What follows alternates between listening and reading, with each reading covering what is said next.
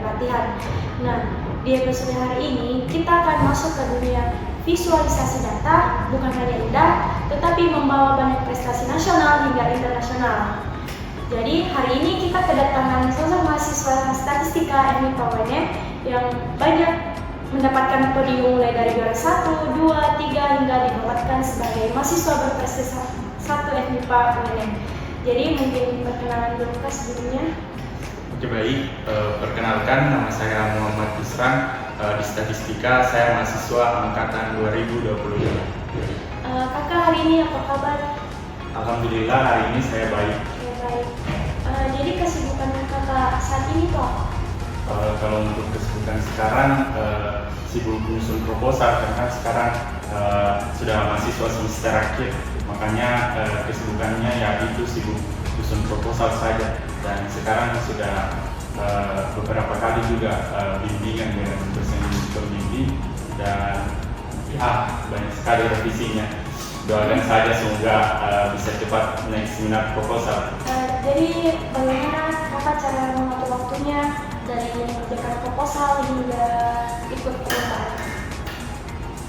Kalau untuk sekarang mengenai mengatur waktu, kalau untuk sekarang memang saya sudah tidak ikut lomba lagi. Sekarang memang saya hanya fokus untuk menyusun proposal karena untuk mengikuti perlombaan itu saya fokuskan pada saat semester 3 hingga semester 6. Dan sekarang memang waktunya untuk saya fokuskan untuk menyusun proposal seperti itu. Itu tips yang sangat baik ya buat teman-teman semua. Jadi di sini Kak, kan saya lihat di sini kompetensi kakak itu mendapatkan juara 1, 2, 3 itu semua mengarah ke infografis. Nah, coba kakak jelaskan atau ceritakan apa yang membuat kakak tertarik dengan visualisasi data. Iya, mengenai awalnya seperti itu kira-kira. Iya. Iya. Kalau awalnya itu kenal dengan infografis, sebenarnya itu dari awal memang tidak ada pas awal masuk kuliah ini ya. Dari awal itu memang tidak ada niatan untuk ikut lomba sama sekali.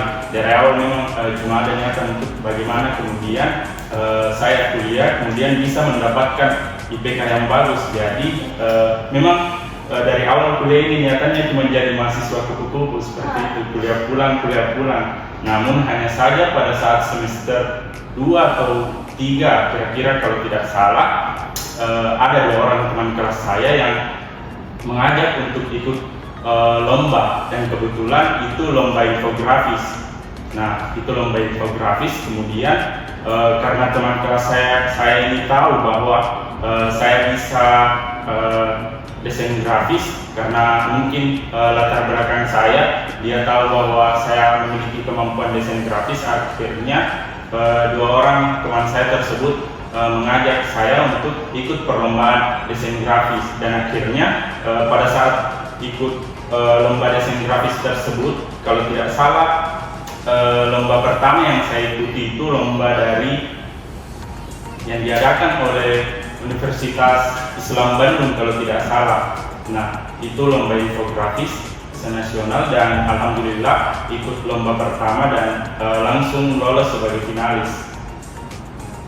Itu sih yang pertama, dan dari situ kemudian karena saya rasa ikut lomba infografis 1 kali dan kemudian lolos final, dan itulah yang kemudian membuat saya tertrigger kembali untuk ikut lomba-lomba selanjutnya, karena saya rasa memang kayaknya saya ini cocok memang di lomba infografis. Kayaknya memang bidang saya di lomba infografis, karena itu tadi baru pertama kali ikut lomba dan bisa lolos langsung masuk final. Padahal kata teman saya ikut lomba-lomba seperti ini itu tidak mudah, tapi pada saat itu kami bertiga baru ikut lomba infografis pertama kali dan alhamdulillah bisa lolos sebagai finalis pada saat itu. Meskipun hasil akhirnya tidak mendapatkan juara, tapi dari situ kita bisa mengambil pelajaran di mana saja yang menjadi kesalahan-kesalahan awal kami pada saat memulai untuk ikut lomba infografis seperti itu kira-kira.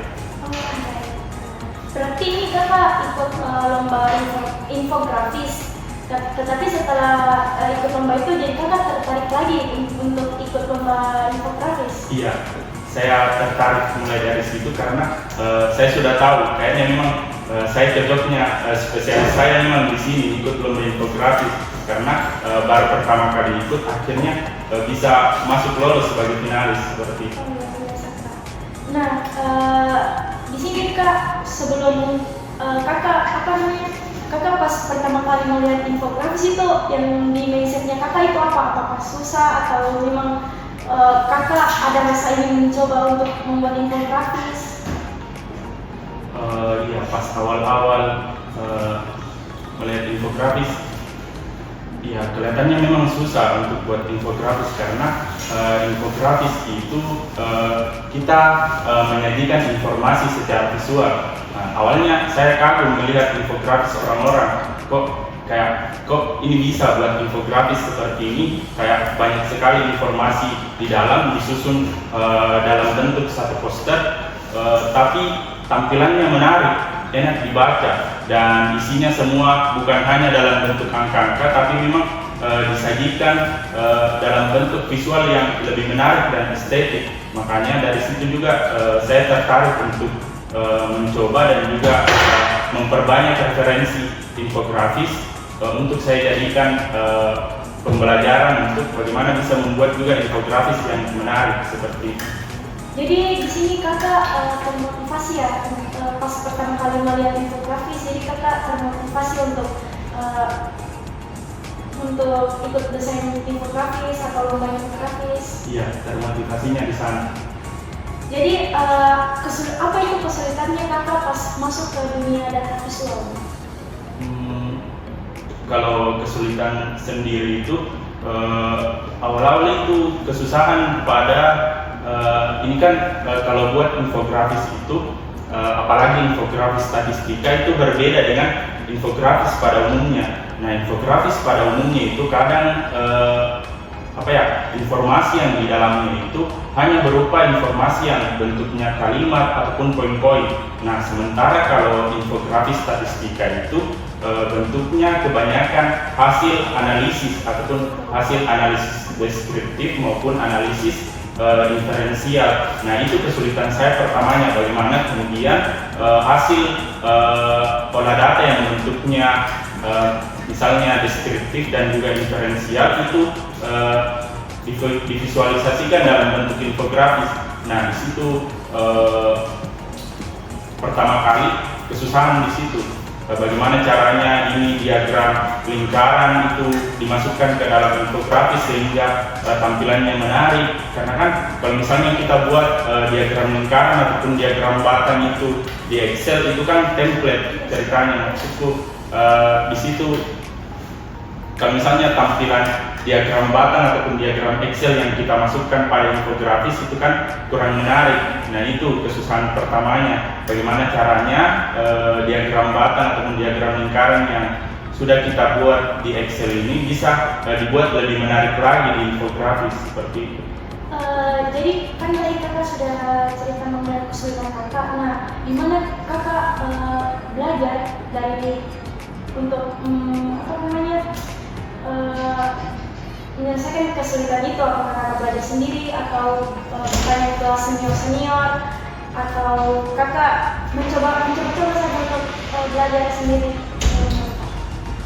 Kalau awal mulanya itu saya kan memang punya basic tahu desain grafis seperti itu. Saya memang sudah tahu sebelum masuk perkuliahan karena ya sekedar informasi, saya ini adalah mahasiswa gap year, jadi saya nganggur 1 tahun. Nah, waktu nganggur 1 tahun itu saya gunakan untuk bekerja, dan saya bekerja pada salah satu percetakan di Makassar. Nah, di situ awal mulanya saya tahu desain grafis pakai Corel Draw. Nah, jadi dengan latar belakang saya sebelum masuk kuliah dan pada saat masuk kuliah sudah tahu desain grafis, jadi untuk belajar membuat visualisasi data dalam bentuk infografis tentu bukan hal yang sulit.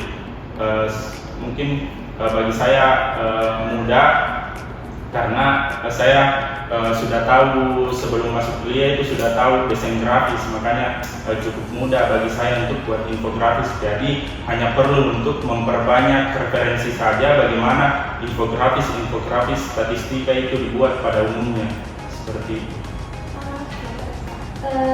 Jadi Kak, di sini kapan itu momennya Kakak merasa bahwasanya saya pasti menang di lomba ini dengan skill yang saya punya, skill desain grafis tadi Kak? Ya, kalau optimis ikut lomba, kalau misalnya setiap ikut lomba merasa optimis untuk menang, tentu tidak selalu saya optimis. Malahan saya selalu pesimis bisa lolos finalis pada saat ikut lomba, tapi saya mencoba kembali, terus mencoba meskipun di lomba yang satu tidak lolos finalis, saya coba di lomba yang lain seperti itu. Oke, itu tips untuk teman-teman semua ya. Kalau setiap ikut lomba itu harus optimis. Oke, baik. Di sini Kak, kan Kakak pernah juara 1 gap year infografis statistika Universitas Haluleo 2024. Nah, di sini karya yang Kakak angkat hingga bisa menembus juara 1 itu apa Kak? Dari tema, ide yang Kakak dapat? Pada saat juara 1 di kompetisi gap year infografis statistika UHO itu pada tahun 2024. Ya, pada tahun 2024 itu tema yang saya angkat adalah pertanian. Nah, adapun judul infografis saya itu kalau tidak salah statistik dan teknologi dalam pertanian, bagaimana mewujudkan ketahanan pangan dengan menggunakan statistik dan teknologi, sehingga solusi saya untuk mewujudkan ketahanan pangan itu menggunakan statistik dan teknologi. Nah, mungkin karya saya bisa dicantumkan mungkin di sini atau di mana ya? Di mana? Di sini mungkin di sini ya. Jadi ini karya saya yang saya pakai pada saat lomba infografis di UHO. Dari mana awal Kakak bisa sampai terpikir untuk ambil tema pertanian? Iya. Awalnya kan pada saat ikut lomba di UHO itu ada banyak sekali tema yang disuguhkan di panduannya, ada banyak. Namun pada saat mulai membuat infografis, yang saya lakukan pertama kali adalah cari data dulu, cari data paling pertama. Yang paling pertama itu mencari data, apakah data pada subtema pertanian ini cukup mudah didapat atau tidak. Karena jangan sampai kita sudah pilih tema pertanian pada lomba infografis sementara dapat data yang kemudian ingin kita ambil pada saat membuat infografis itu susah diakses di internet. Hanya itu yang paling pertama yang saya cari itu data, kemudian solusinya. Apakah memang solusi untuk di bidang pertanian ini menarik atau tidak, seperti itu. Ada beberapa juga subtema kesehatan, pendidikan, namun saya lebih tertarik di pertanian karena yang dua tadi saya menemukan solusi yang tepat, kemudian datanya juga mudah diakses di internet untuk data pertanian seperti itu. Jadi kan di sini Kakak menobatkan sebagai juara 1. Nah, pas seleksi Kakak diumumkan juara 1 itu bagaimana? Ya, untuk reaksi sendiri tentu sangat bahagia sekali dan sangat bersyukur ya. Itu pun sebenarnya pada saat mendapatkan informasi tersebut bahwa saya juara 1 itu sebenarnya bukan langsung saya mendengarkan lewat penutupan, karena kan penutupannya pada saat lomba tersebut itu melalui online. Nah, itu saya tidak join penutupannya, hanya rekan satu tim saya yang join ya. Itu saya dapat informasinya di rekan satu tim saya bahwa selamat kita satu tim juara 1 di UHO, dan di situ ya tentu merasa bahagia dan bangga sekali bisa merasakan juara 1 untuk pertama kalinya pada lomba infografis. Nah, mulai dari sana juara 1 dapat benefit dan ilmu yang bermanfaat juga tentunya. Akhirnya dari situ juga saya semakin bersemangat untuk terus ikut lomba infografis. Nah, tadi kan kita sudah membahas mengenai juara satu lomba kakak. Nah, kita kan di sini saya mau bertanya mengenai juara dua lomba nasional yang kita ikuti kemarin. Yang pertama itu ada infografis di Masti Ambi 2023 dan 11 Maret Statistik Fair 2024 dan yang terakhir itu ada Olympic of Statistik 2024. Nah, di antara tiga lomba IKA, lomba mana yang paling menantang menurutnya kakak? Kalau di antara tiga tersebut, lomba yang paling menantang itu ada dua. Yang pertama ada 11 Maret Statistik Fair, kemudian yang kedua itu ada Olympic of Statistik. Nah, kenapa Olympic of Statistik di sini juga termasuk? Karena itu kan lomba yang pertama kali saya ikuti, kemudian presentasinya itu secara offline, tatap muka. Nah, tentu ini juga menjadi tekanan tersendiri bagi saya, bagaimana kemudian saya bisa percaya diri di depan juri untuk mempresentasikan karya infografis saya. Jadi makanya kenapa saya sebut Olympic of Statistik ini perlombaan yang menantang bagi saya. Kemudian untuk yang kedua itu 11 Maret Statistik Fair. Kenapa ini saya sebut menantang? Karena di awal pendaftaran lomba ini itu awalnya saya sangat pesimis untuk bisa lolos sebagai finalis karena melihat dari kepesertaannya itu sepertinya kurang lebih 80-an yang ikut, banyak sekali pada lomba statistik 11 Maret ini SSF. Namun yang diambil untuk jadi finalis itu kalau tidak salah hanya sekitar kurang lebih 10 tim yang diambil sebagai finalis. Nah, makanya saya sebut ini juga lomba menantang karena pesertanya itu banyak sekali dan timnya itu berasal dari universitas yang berbeda-beda dan ada beberapa universitas yang ternama juga dan alhamdulillah pada kompetisi ini itu bisa lolos sebagai finalis dan mendapat juara dua, tentu sebuah kesyukuran juga tersendiri. Nah, jadi kan itu termasuk lomba yang menantang ya, 11 Maret Statistik Fair. Nah, bagaimana persiapannya kakak untuk perlombaan ini? Hingga dinobatkan sebagai juara dua. Untuk persiapan, ya. Sebelum itu mungkin ada satu lagi yang menurut saya lomba yang pernah saya ikuti, kemudian menurut saya juga itu menantang. Ada satu lomba rasio. Kenapa saya sebut ini menantang? Karena lombanya itu internasional. Nah, internasional itu yang pertama, dan sementara untuk yang lolos sebagai finalis ini harus melakukan presentasi secara online dengan berbahasa Inggris. Nah, kebetulan pada saat itu kami ikut lomba ini, saya bertiga satu tim dengan Reno, Alwi, kemudian saya. Ini cuma iseng-iseng ikut lomba ini, kemudian ternyata iseng-iseng ini lolos sampai finalis. Kami lolos sampai finalis dan pada saat itu lolos sebagai finalis, otomatis kita harus presentasi kan secara online. Nah, itu presentasinya kan bahasa Inggris. Nah, sementara kami dari 3 orang ini tidak ada yang fasih berbahasa Inggris karena kan ikut lomba ini juga cuma iseng-iseng doang. Dan ternyata iseng-isengnya membawa berkah. Dan tentu ini jadi lomba yang paling menantang karena itu tadi, yang pertama berbahasa Inggris dan pada saat presentasi juga itu intinya presentasinya ya bisa dibilang tidak bagus bagi kami. Kesannya tidak bagus karena ada beberapa pertanyaan juri itu yang tidak mampu kami jawab karena berbahasa Inggris.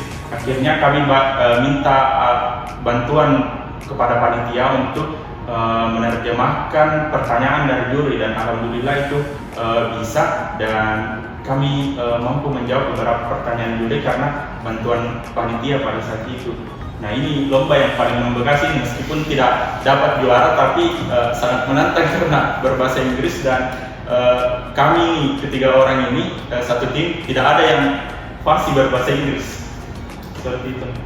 Apa tadi pertanyaan sebelumnya? Jadi pertanyaan sebelumnya itu Kak, bagaimana persiapan kakak untuk menghadapi lomba-lomba yang menantang buat kakak?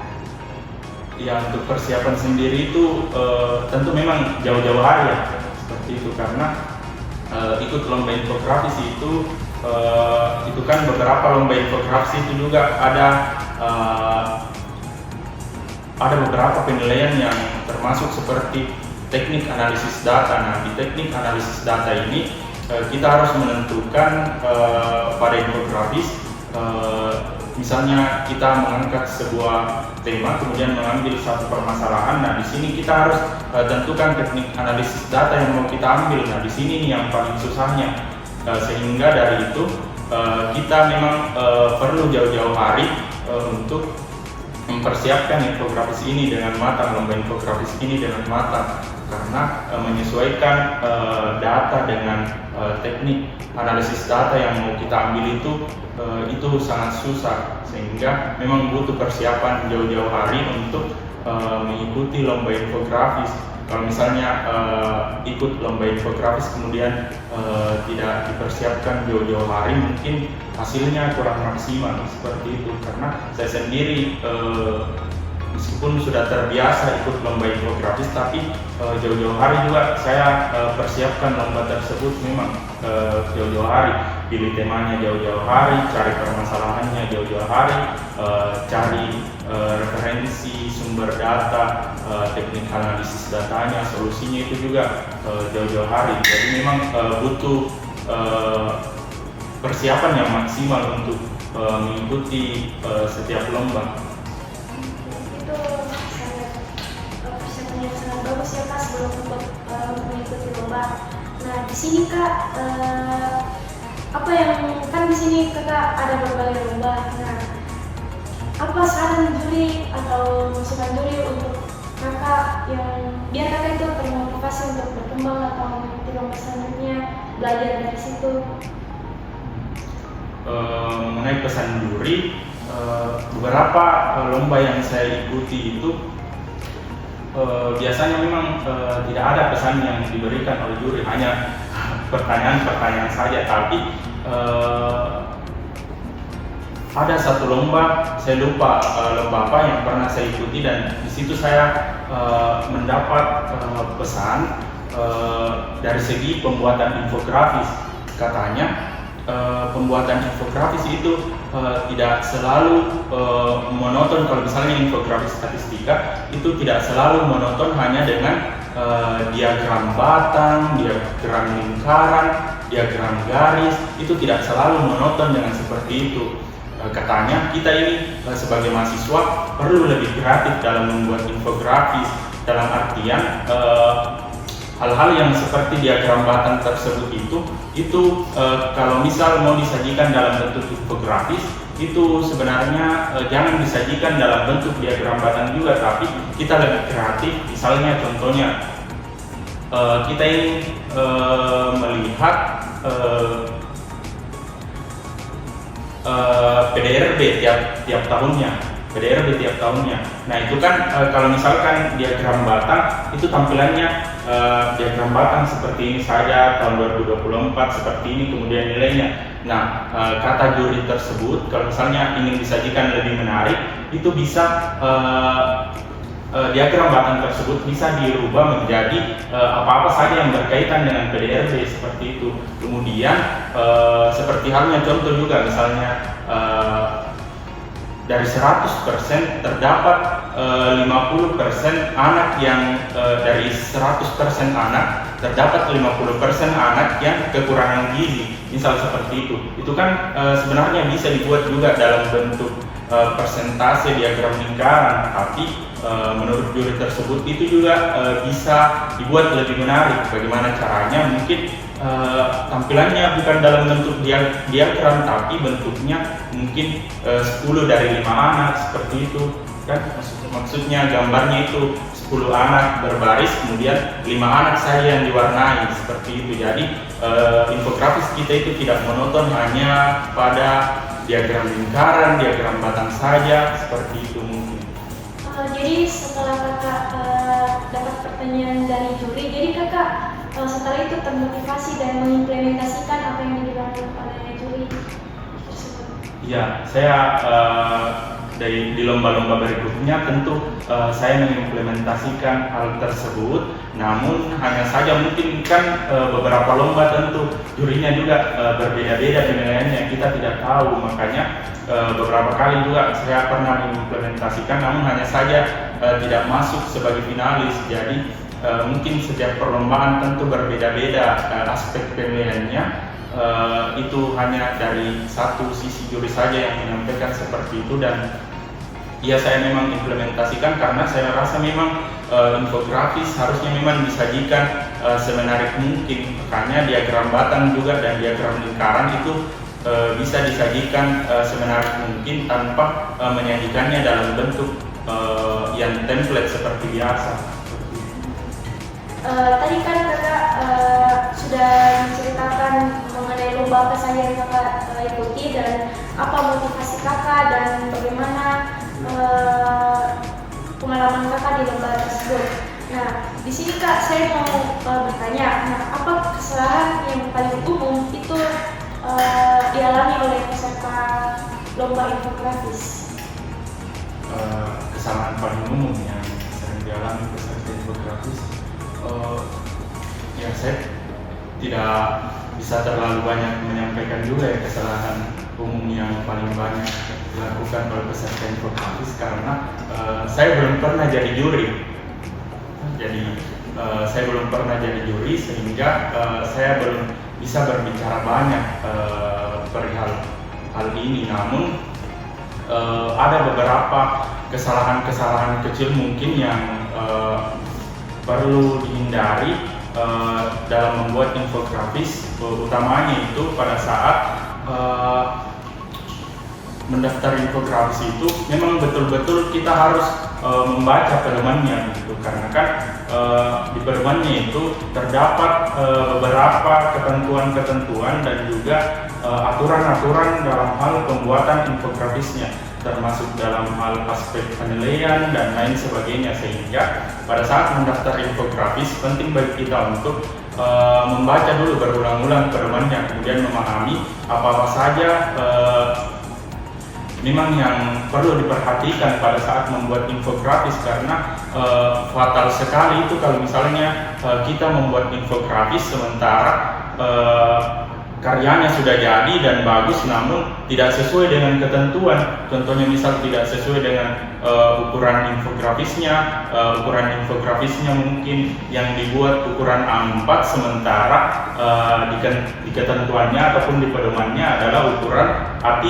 Nah, ini yang paling fatal mungkin. Jadi kesalahan-kesalahan kecil seperti itu memang perlu dihindari, karena jangan sampai memang kita sudah buat infografis semenarik mungkin, sebagus mungkin, namun ada satu kesalahan kecil yang mungkin kita lupakan, yakni di pedoman kita tidak membaca pedomannya lebih detail, lebih teliti, sehingga kita tidak diloloskan karena hal tersebut. Contohnya mungkin di pedoman ada deskripsi karya infografis, tapi karena kita tidak membaca secara teliti, akhirnya kita hanya mengumpulkan karya infografisnya saja tanpa ada deskripsi karyanya. Contohnya juga itu di deskripsi infografis terdapat maksimal katanya, itu juga penting untuk diperhatikan dalam pembuatan infografis, termasuk deskripsi karyanya. Mungkin itu kesalahan-kesalahan kecil yang perlu diperhatikan pada saat membuat infografis. Oke, itu tadi ada kesalahan yang paling umum dari kakak. Nah, di sini apakah kakak punya tips untuk teman-teman yang sedang mengikuti lomba infografis atau yang akan mengikuti lomba infografis? Apakah kakak ada tips dan triknya? Ya, bagi teman-teman yang mungkin tertarik juga untuk mengikuti lomba infografis, silahkan perbanyak referensi, silahkan perbanyak membaca pedoman-pedoman ataupun ketentuan-ketentuan lomba infografis, karena itu yang paling penting sebenarnya. Perbanyak referensi dan perbanyak membaca pedoman ketentuan lomba infografis, sehingga teman-teman ini paham betul bagaimana membuat infografis pada saat mengikuti lomba infografis, karena di setiap perlombaan itu masing-masing memiliki pedoman ataupun ketentuan lombanya tersendiri. Jadi kita harus infografis yang kita buat itu harus menyesuaikan dengan ketentuan ataupun pedoman yang digunakan pada lomba tersebut, di mana lomba yang ingin kita daftari, kita harus menyesuaikan dengan pedoman lomba tersebut. Baik, jadi itulah tadi teman-teman tips dari kakak. Jadi saya harap teman-teman merealisasikan apa yang tips diberikan oleh kakak. Jadi kan di sini kakak sudah menceritakan ketika kakak apa yang membuat kakak tidak bisa didapatkan sebagai mahasiswa berprestasi satu FMIPA UNM. Nah, bisa kakak ceritakan bagaimana apa yang kakak rasakan pada saat pengumuman bahwasanya kakak terpilih sebagai mahasiswa berprestasi satu FMIPA UNM? Yang saya rasakan pada saat pengumuman tentunya perasaan sangat bersyukur dan bahagia sekali, tapi itu tidak berlangsung lama karena pada saat itu saya diminta untuk mempersiapkan diri lagi untuk lanjut ke tahap pemilihan mahasiswa berprestasi tingkat universitas. Nah, di tingkat universitas ini itu berkas yang dibutuhkan lebih banyak lagi dan lebih kompleks. Nah, itu persiapannya juga cuma beberapa hari. Di situ yang paling penting pada saat pemilihan mahasiswa berprestasi itu bakat yang paling penting adalah jago bahasa Inggris, karena salah satu administrasi yang dibutuhkan juga itu mengumpulkan video dalam bentuk bahasa Inggris. Nah, itu kemarin saya buat, termasuk juga bakat desain grafis, karena kemarin juga itu gagasan kreatif yang dibuat dari fakultas itu diminta untuk dibuatkan dalam bentuk visual, dalam bentuk infografis seperti itu. Kemudian beberapa berkas lainnya itu berkas yang dari fakultas kemudian saya kumpulkan kembali ke universitas. Nah, di universitas ini kami bertemu dengan beberapa finalis juga, finalis mahasiswa berprestasi tiap fakultas. Di situ kemudian diseleksi kembali untuk menentukan mahasiswa berprestasi tingkat universitas. Proses seleksinya berkas yang dikumpulkan termasuk dengan poster, penilaian poster, infografis dan video bahasa Inggris, dan juga presentasi dan tanya jawab. Jadi di sini berarti kakak sempat ikut finalis mahasiswa berprestasi tingkat UNI. Ya. Nah, apakah kakak hanya sebagai finalis di situ atau kakak lanjut lagi ke tahap selanjutnya atau bagaimana? Kebetulan pada saat itu saya cuma sebagai finalis saja, karena yang terpilih sebagai mahasiswa berprestasi satu itu mahasiswa berprestasi dari Fakultas Psikologi, karena itu tadi kekurangan saya ada pada saat pembuatan video bahasa Inggris. Kan saya tidak terlalu fasih dalam berbahasa Inggris, jadi tentu ini juga jadi kesulitan bagi saya untuk mendaftar tingkat univ, untuk lolos sebagai finalis tingkat univ, karena saya tidak fasih dalam berbahasa Inggris. Jadi buat teman-teman mungkin ada baiknya sekarang perdalam lagi bahasa Inggrisnya seperti itu. Itulah tadi pesan dari kakak untuk teman-teman. Jadi setelah kakak dinobatkan sebagai mahasiswa berprestasi satu FMIPA UNM, apakah ada perubahan diri dari kakak? Perubahan diri seperti apa misalnya? Misalnya itu apakah kakak lebih termotivasi untuk lebih berprestasi lagi atau untuk hal-hal yang lain, Kak? Oh, kalau itu ada, ya ada. Setelah dinobatkan sebagai mahasiswa berprestasi satu, tentu saya termotivasi kembali. Bukan berarti karena saya sudah dinobatkan sebagai mahasiswa berprestasi satu kemudian saya berhenti sampai di situ. Tidak, karena saya tetap mendaftar beberapa perlombaan setelah mendapatkan mahasiswa berprestasi satu. Tapi bukan berarti juga setiap saya daftar lomba hanya karena saya sudah dinobatkan sebagai mahasiswa berprestasi satu itu sudah menjamin saya untuk jadi finalis di beberapa perlombaan. Tidak juga seperti itu, karena setelah saya daftar beberapa lomba setelah menjadi mahasiswa berprestasi, ada juga beberapa lomba yang saya gagal dalam kompetisi tersebut. Oke. Jadi mungkin kakak ada tips and trick atau pesan untuk teman-teman di viewers di luar sana untuk mengenai mahasiswa prestasi 1 bagaimana bisa menjadi mahasiswa berprestasi 1 di Universitas Kakak sendiri? Ya, kalau misalnya pesan sendiri untuk teman-teman yang kemudian ingin menjadi mahasiswa berprestasi, sebenarnya pada saat masuk kuliah memang teman-teman harus mengatur strategi. Teman-teman di semester 1 mau ngapain, semester 2 mau ngapain, semester 3 dan seterusnya mau ngapain. Jadi teman-teman perlu tentukan tujuan akhir teman-teman itu mau seperti apa. Karena kalau misalnya teman-teman cuma mau ikut-ikutan dengan temannya sendiri, otomatis kalau temannya itu masuk organisasi, kemudian kalian cuma ikut-ikutan, tentu kalian tidak bakal dapat apa-apa. Jadi kalau misalnya ingin juga ikut lomba dan ingin masuk organisasi, tentukan dulu tujuannya teman-teman apa. Cari tahu teman-teman kedepannya ini ingin mencapai karir apa, ingin menjadi apa. Contohnya kalau misalnya saya sendiri itu, saya sudah tentukan memang dari awal setelah kuliah ini saya mau ngapain. Jadi pada saat selama masa perkuliahan ini saya sudah tahu apa-apa yang harus saya lakukan untuk menunjang diri saya untuk mencapai apa yang saya inginkan setelah kuliah. Contohnya saja ikut lomba infografis.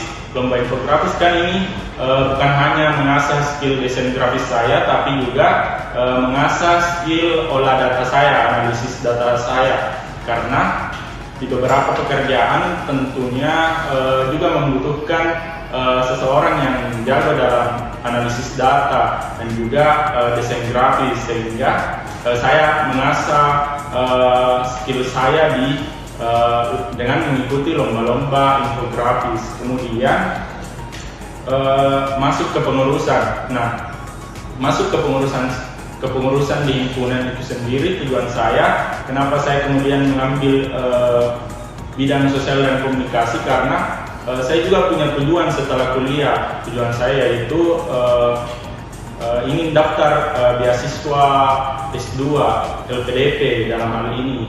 Nah, setelah saya mendengar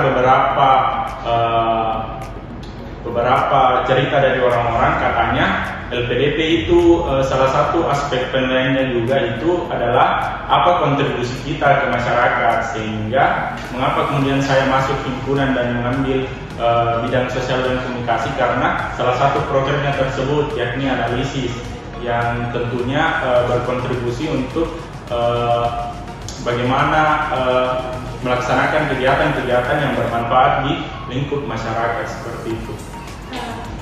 Wah, itu pesan yang sangat luar biasa dari kakak. Jadi teman-teman itu silakan persiapkan dirinya dan silakan juga fokus ke akademik maupun organisasi. Baik, terima kasih kepada kakak karena telah menceritakan pengalamannya selama lomba, memberikan kami tips and trik dan pesan yang sangat luar biasa. Semoga teman-teman mengimplementasikan pesan apa yang telah diberikan oleh kakak. Hari ini terima kasih sudah mendengarkan episode spesial kali ini. Hari ini kita belajar bahwa prestasi tidak tumbuh dari panggung, tetapi proses yang panjang dan tak berujung, dan grafik-grafik kecil yang akhirnya membangun sebuah kejayaan. Terima kasih. Sampai jumpa di episode berikutnya. Pendengar Stal.